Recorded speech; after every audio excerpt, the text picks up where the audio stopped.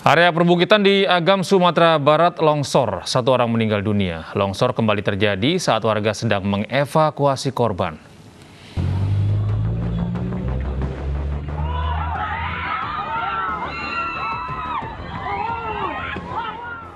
Warga langsung berhamburan menyelamatkan diri dari longsor susulan perbukitan Jorong Koto Gadang, Nagari Salareh Aya, Kecamatan Palembayan, Kabupaten Agam, Sumatera Barat. Saat longsoran terjadi, warga sedang mengevakuasi korban yang tertimbun longsor sebelumnya.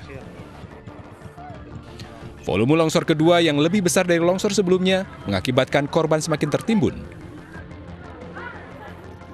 Korban berhasil dievakuasi setelah alat berat mini milik perusahaan sawit dikerahkan ke lokasi.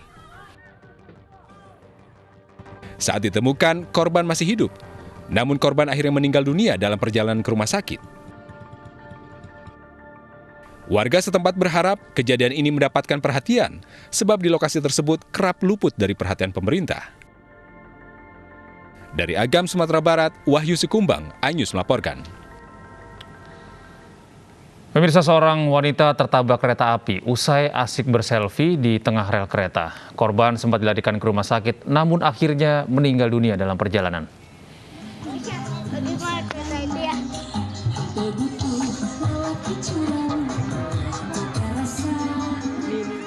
Video amatir warga ini merekam detik-detik seorang wanita tertabrak kereta api yang melintas di kawasan Cikudapateh, Kiara Condong, Bandung, Jawa Barat, Minggu pagi. Allahu Akbar, Allahu Akbar, Allahu Akbar. Awalnya, sekelompok ibu-ibu ini asik berselfie di tengah rel. Namun saat hendak menyeberang, salah satu wanita tersambar bagian depan kereta yang melintas. Korban langsung dievakuasi oleh warga. Namun naas, korban meninggal dalam perjalanan ke rumah sakit. Mungkin karena musik terlalu keras, para warga udah berteriak ke si ibu, awas ada kereta jadi nggak kedengar gitu.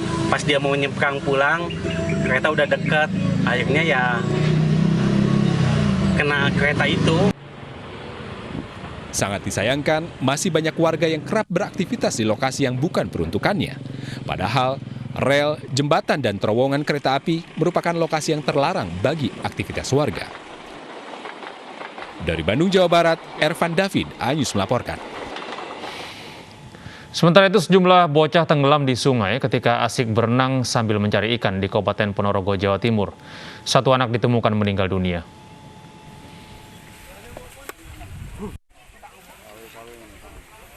Pencarian seorang pelajar SD bernama Ayong di Sungai Urung-Urung, Desa Patihan Kidul, Kecamatan Siman oleh tim BPBD Ponorogo akhirnya berbuah hasil. Setelah 1 jam korban berhasil ditemukan, namun telah meninggal dunia. Kejadian berawal ketika korban bersama 6 teman-temannya asik bermain dan mencari ikan di sungai. Diduga panik karena berenang terlalu ke tengah sungai, 3 anak tenggelam. Salah satu anak bernama Messi langsung memberi pertolongan, namun hanya berhasil menyelamatkan 2 rekannya. Ketika berenang, yang Messi ini tadi ada temannya yang kulep, dia berhasil tenggelam. Itu ada teman-teman yang tenggelam 2. Ini dia berhasil menyelamatkan 2. Lah sementara yang korban Ayung ini di waktu itu karena dia merasa bisa berenang, akhirnya diselamatkan pakai galah, tidak mau berusaha renang, namun akhirnya si Messi menyelamatkan temennya untuk menekan dadanya biar airnya keluar. Akhirnya selamat. Ya, yang satu ini ternyata sudah tenggelam. Korban diketahui tinggal bersama neneknya di desa karena kedua orang tuanya sedang merantau ke Jakarta. Usai divisum, jenazah Ayong langsung dimakamkan di TPU setempat. Dari Ponorogo, Jawa Timur, Ahmad Subeki, iNews melaporkan. Panik digerebek polisi saat melakukan judi sabung ayam. 2 pelaku nekat terjun ke Sungai Cidurian, Tangerang. 1 pelaku judi sabung ayam berhasil ditemukan dalam kondisi sudah meninggal dunia dan 1 lainnya masih dalam pencarian.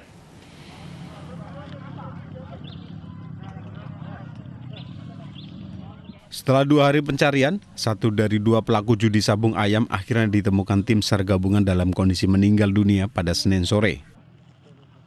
SF, pria 30 tahun ini, ditemukan sejauh 1 km dari lokasi awal korban menceburkan diri ke Sungai Cidurian, lantaran panik saat dikejar polisi. Jenazah korban kemudian dibawa ke rumah duka untuk dimakamkan lantaran keluarga korban menolak dilakukan otopsi. Sementara 1 pelaku judi sabung ayam berinisial JB yang belum ditemukan kini masih dalam pencarian tim SAR gabungan. Berapa orang Pak yang kekali nyebur? Ya kan dengar-dengar sih katanya 3, cuma yang 1 kan udah naik, yang 2 tenggelam katanya. Yang udah ditemuin 1? Yang udah ditemuin 1 sama tim SAR. Kirain itu keluarga saya, ternyata bukan, orang lain gitu. Itu yang sabung ayam itu banyak kan Pak? Kita melaksanakan pencarian dan penyisiran di sekitaran lokasi pada pukul 10.20 untuk korban pertama itu atas nama Safari. Atas nama Safari sudah berhasil kita ketemukan dalam kondisi meninggal dunia. Sebelumnya pada Minggu siang, korban bersama belasan warga lainnya diketahui bermain judi sabung ayam di areal kebun yang tidak jauh dari Sungai Cidurian. Korban bersama pelaku judi sabung ayam lainnya melarikan diri. Korban terjebak jalan buntu dan nekat ke sungai menghindari kejaran polisi. Dari Kabupaten Tangerang, Emarani Ans melaporkan. Beralih ke informasi lain pemirsa, bocah korban penganiayaan orang tua akibat pesugihan menjalani operasi mata. Sementara itu polisi menetapkan paman dan kakek korban sebagai tersangka.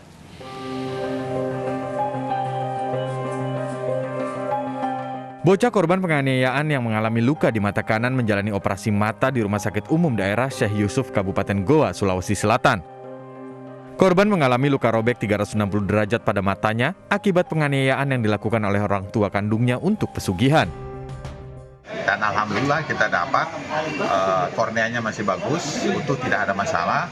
Yang bermasalah itu hanya bagian putih mata, ya, kalau kita lihat ini namanya konjungtiva dan sklera, itu 360 derajat robek. Insya Allah kita berharap bisa sembuh kembali dan anak ini bisa normal kelihatannya seperti sedia kala. Sementara itu, paman dan kakek bocah berusia 6 tahun yang sebelumnya menjalani penahanan di Unit Perlindungan Perempuan dan Anak, kini ditetapkan sebagai tersangka oleh Satuan Reserse Kriminal Polres Goa, Sulawesi Selatan. 4 terduga pelaku telah diamankan. 2 diantaranya telah ditetapkan sebagai tersangka dan telah dilakukan penahanan, yaitu paman korban dan kakek korban. Sementara ibu dan ayah korban masih menjalani pemeriksaan kejiwaan sebelum ditetapkan sebagai tersangka. Dari Kabupaten Goa, Sulawesi Selatan, Bukma, iNews melaporkan. Hampir 3 pekan, kasus pembunuhan ibu dan anak di Subang, Jawa Barat masih jadi misteri. Polisi terus memeriksa saksi termasuk suami korban dan istri mudanya.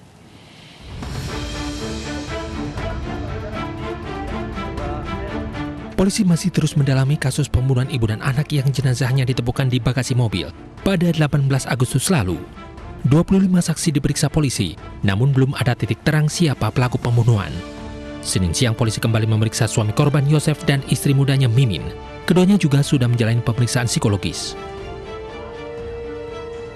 Kuasa hukum suami korban beserta istri mudanya mengungkapkan bahwa selain anak pertama dan suami korban, ada orang lain yang memiliki akses masuk ke dalam rumah dan sering datang pada malam hari, yaitu keponakan korban. Pengolahan TKP, ya kita melihat memang kejadian tersebut, ya pelaku ini sangat profesional sekali, ya sehingga kita untuk menentukan siapa pelakunya itu kita juga akan berhati-hati dalam proses penyelidikan. Secara konvensional kita sudah melakukan, secara digital pun kita sudah melakukan. 3 pekan lalu, seorang ibu dan anaknya ditemukan tewas di dalam mobil.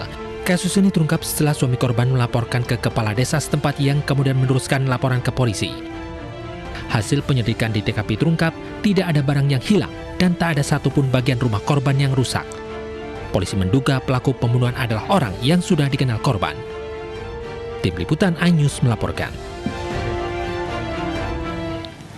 Pemirsa, nasib tragis dialami seorang pria di desa Tanjung Dalam, Bengkulu Utara. Korban ditusuk oleh istrinya sendiri dengan pisau di bagian wajah.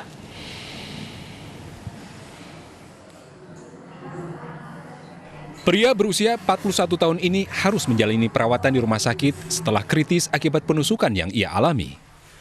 Korban ditusuk oleh istrinya sendiri di bagian wajah hingga tembus ke bagian rahang. Selain luka di bagian mulut dan rahang, korban juga menderita luka pada bagian leher. Segera dilakukan tindakan emergensi oleh dokter spesialis bedah kami, Dr. Spaka Ginting. Alhamdulillah operasinya berhasil, pisaunya sudah dikeluarkan. Sekarang kondisi pasien sadar, sedang dirawat di Serum. Diduga peristiwa penusukan ini berawal dari cekcok masalah rumah tangga. Kalau ini tadi istrinya sendiri sih sudah mengakui ada ribut kecil dengan suaminya. Oh iya, jadi sang istri itu belum tahu entah itu memang sengaja atau seperti apa, kita belum tahu. Meski telah diamankan, pelaku yang masih berusia 18 tahun hingga saat ini belum dapat dimintai keterangan. Dari Bengkulu Utara, Ismail Yugo, iNews melaporkan. Terlilit hutang karena kecanduan judi online, seorang suami menjambret istri yang hendak menyetorkan uang perusahaan ke bank. Saat ditangkap polisi, pelaku mengaku penjambretan merupakan sandiwara yang dibuat pasangan suami istri itu.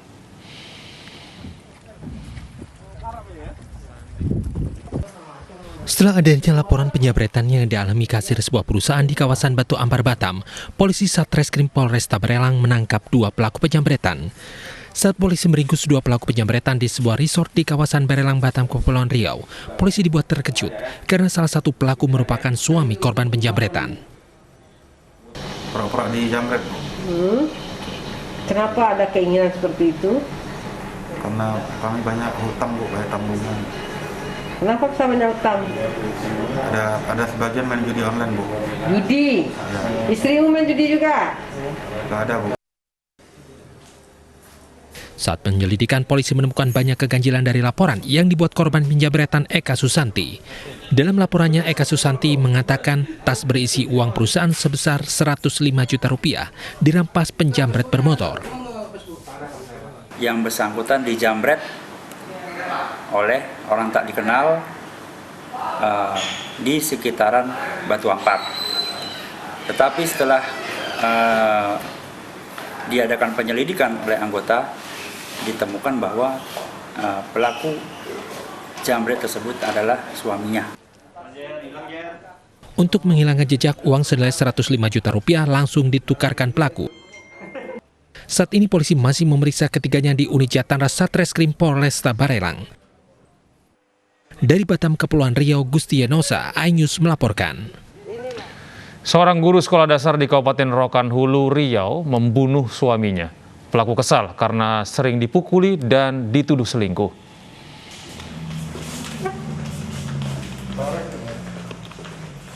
Guru sekolah dasar di Dusun Kasikan, Kabupaten Rokan Hulu, Riau, ditetapkan sebagai tersangka setelah membunuh suaminya. Pelaku mengaku kesal karena suaminya sering memukuli dan menuduhnya selingkuh. Pembunuhan terjadi Jumat lalu saat keduanya bertengkar. Pelaku yang kesal mengambil parang dan membunuh korban. Dari hasil penyelidikan polisi, pelaku spontan melakukan pembunuhan karena melihat parang ada di kamar. Ibu ini sering mendapat perlakuan kasar dari suaminya, karena suami terlalu cemburu terhadap istrinya. Jadi korban ini memang sebelumnya 2 hari, si korban ini telah menyiapkan parang itu di kamar, nanti akan dijadikan untuk membunuh si istrinya ini. Pelaku kini mendekam di sel tahanan Polsek Tandun dan terancam hukuman 10 tahun penjara. Dari Rokan Hulu, Riau, Muhammad Yusuf, iNews melaporkan. Polisi menetapkan Ustadz Muslimin, oknum pengajar pondok pesantren, menjadi tersangka penganiayaan belasan santri. Tersangka mengaku jengkel pada santrinya yang tak kunjung tidur hingga menampar dan juga memukulnya.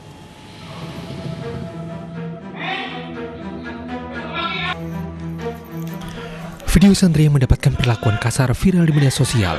Kejadian ini terjadi di Desa Jogoloyo, Kecamatan Wonosalam, Demak, Jawa Tengah.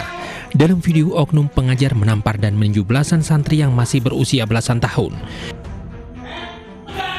Video direkam seorang warga sekitar pondok pesantren yang terganggu atas suara keras dan bentakan oknum pengajar pada santrinya. Setelah viral, polisi pun langsung ke lokasi dan mengamankan pelaku serta membawa korban untuk divisum. Dari hasil visum terdapat beberapa luka memar yang dialami sedikitnya 11 santri yang masih anak-anak. Jadi video tersebut viral, langsung kami ke TKP dan segera mengambil anak-anak yang menjadi korban dan mengambil juga atau mengamankan pelaku kekerasan tersebut. Jadi hasil penyelidikan benar korban mengalami kekerasan ya, ada yang di bagian kepala, ada yang di bagian punggung, ada yang di bagian. Sementara itu, pimpinan Pondok Pesantren Dahrul Mustafa, Kiai Haji Musli Abdurrahman meminta maaf atas viralnya video tersebut. Pihak Pondok Pesantren mengaku telah menonaktifkan Ustadz Muslimin, pelaku penganiayaan para santri. Muslimin, ayo cepet masuk kamar. Setelah masuk kamar ternyata masih gojekan, akhirnya di Ustadz Muslimin masuk kamar. Setelah Ustadz Muslimin masuk kamar dengan ya agak marah, itu memang ngetepi gitu loh, bahasanya ngetepi, tidak jotos tapi ngetepi seperti itu. Menampar gitu. Ya, nampar gitu. Nah, ada juga yang diangkat-angkat, kemudian ditonjok itu sebenarnya tidak kena perutnya, tidak kena perutnya. Jadi Ustadz Muslimin tuh memang sering pakai gaya gitu tapi tidak kena. Polisi akhirnya menetapkan Ustadz Muslimin sebagai tersangka kekerasan kepada anak di bawah umur. Tersangka mengaku jengkel hingga menampar para santri. Sudah saya peringatkan berulang kali, masih saja tidak dianggap. Kemudian saya menuju pada mereka, lalu mereka semua lari ke kamarnya. Setelah itu mereka pura-pura tidur. Lalu saya memberi pembelajaran kepada mereka. Saya keplaki satu-satu. Saya tidak memukul, saya cuma menampar. Setelah saya tampar satu-satu, saya jelaskan kenapa saya berbuat seperti ini. Karena saya ingin mereka semua itu menjadi lebih baik, tidak nakal terus, tidak sakarepe dhewe. Ada aturan main pukul untuk di pondok itu, Pak? Tidak, Pak. Tidak. Itu mungkin karena khilafnya saya, saking jengkelnya saya merasa niku saya yang salah. Atas perbuatannya, pelaku terancam melanggar Undang-Undang Perlindungan Anak dengan ancaman hukuman penjara lebih dari 3 tahun. Dari Demak, Jawa Tengah, Sukma Wijaya, iNews melaporkan. Polisi telah menangkap 12 orang dalam kasus perusakan masjid milik Ahmadiyah di Sintang, Kalimantan Barat. Saat ini sudah 9 diantaranya yang ditetapkan sebagai tersangka.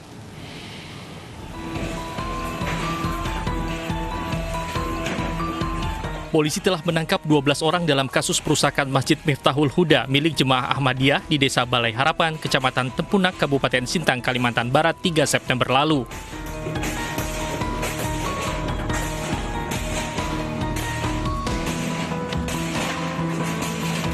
Setelah diperiksa 1 kali 24 jam, 9 orang diantaranya ditetapkan sebagai tersangka. Namun tidak menutup kemungkinan jumlah tersangka akan ada penambahan karena tim masih menyelidiki kasus ini. Itu sudah mengamankan awalnya 10 orang, kemudian malam harinya menjadi 12 orang. Kemudian karena kita punya waktu 1 kali 24 jam untuk menentukan status orang yang kita amankan, maka baru tadi di tanggal 6 dari 12 orang itu kami tetapkan 9 orang sebagai tersangka. Mereka kita jerat dengan pasal 170 secara bersama-sama melakukan pengrusakan. Kita tetap berkomunikasi dengan baik terhadap para pelaku ini dan mereka mengapresiasi apa yang sudah dilakukan oleh aparat kepolisian. Polda Kalimantan Barat meminta kepada seluruh masyarakat agar dapat menyerahkan kasus ini kepada pihak kepolisian dan tidak main hakim sendiri sembari proses penyelidikan berlanjut. Ratusan warga yang tergabung dalam aliansi umat Islam merusak Masjid Miftahul Huda milik Jemaah Ahmadiyah serta membakar bangunan kayu di sebelahnya di Desa Balai Harapan, Kecamatan Tempunak, Kabupaten Sintang, Kalimantan Barat 3 September lalu. Aparat TNI Polri yang mencoba mengendalikan situasi tak bisa berbuat banyak karena kalah jumlah. Aliansi umat Islam menilai aliran Ahmadiyah sesat dan menyesatkan. Mereka telah meminta pemerintah dan aparat hukum membongkar Masjid Ahmadiyah, namun ternyata hanya dihentikan operasionalnya sementara. Dari Sintang dan Pontianak, Kalimantan Barat, Gusti Edi Uun Yuniar, iNews melaporkan.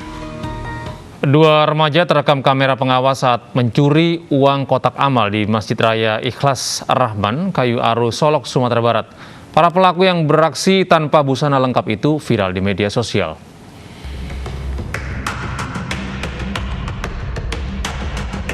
Dua pencuri remaja ini melancarkan aksinya tanpa mengenakan busana lengkap. Perlahan-lahan mereka memindahkan kotak amal di Masjid Raya Ikhlas Ar-Rahman Kayu Aro, Solok, Sumatera Barat. Aksi keduanya mencuri kotak amal terekam kamera pengawas. Sejumlah uang diambil setelah kaca kotak amal dipecahkan di kamar mandi. Udah sering ya? Udah sering ya? Iya, tapi pelakunya udah duluan udah ketangkap. Itu orang tua, sekarang anak sebelumnya udah kejadiannya udah 5 kali ini. Kejadian ini diketahui oleh pengurus masjid usai melaksanakan sholat subuh. Diperkirakan uang kotak amal masjid yang digasak berjumlah Rp500.000. Kasus ini diselidiki di Polsek Arosuka, Kabupaten Solok. Dari Solok, Sumatera Barat, Budi Sunandar, iNews melaporkan. Usai mengikuti kegiatan belajar tatap muka, puluhan pelajar SMA di Lombok Tengah terlibat perkelahian. Kami akan segera kembali dengan informasi lengkapnya.